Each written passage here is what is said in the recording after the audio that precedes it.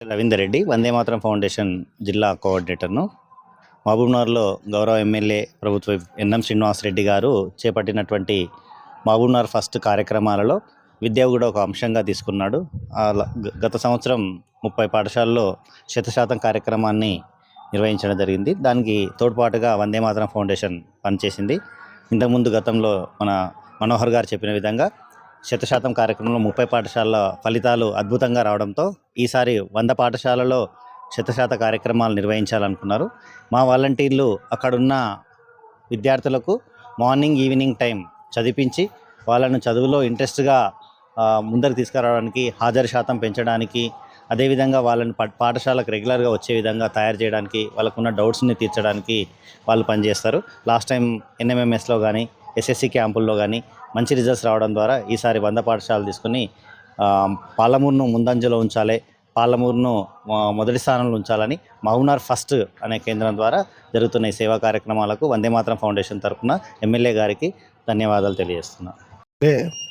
తెలంగాణ ప్రభుత్వ వైపు మహబూబ్నగర్ శాసనసభ్యులు ఎన్ఎం శ్రీనివాసరెడ్డి గారు ఎంతో ప్రతిష్టాత్మకంగా ఈ మహబూబ్నగర్లో విద్యా శాతం పెంచాలి, విద్యా అవకాశాలు పిల్లలకి ఇంకా అద్భుతంగా ఇవ్వాలి, ప్రభుత్వ ఉపాధ్యాయులు, ప్రభుత్వ ప్రధాన ఉపాధ్యాయులతో కలిసి ఇంకా ఏమైనా చేయగలగాలి అనే ఉద్దేశంతో మహబూబ్నగర్ ఫస్ట్ పేరుతో స్థాపించిన ఈ కార్యక్రమంలో 100% అనే ప్రోగ్రాం తీసుకోవడం జరిగింది.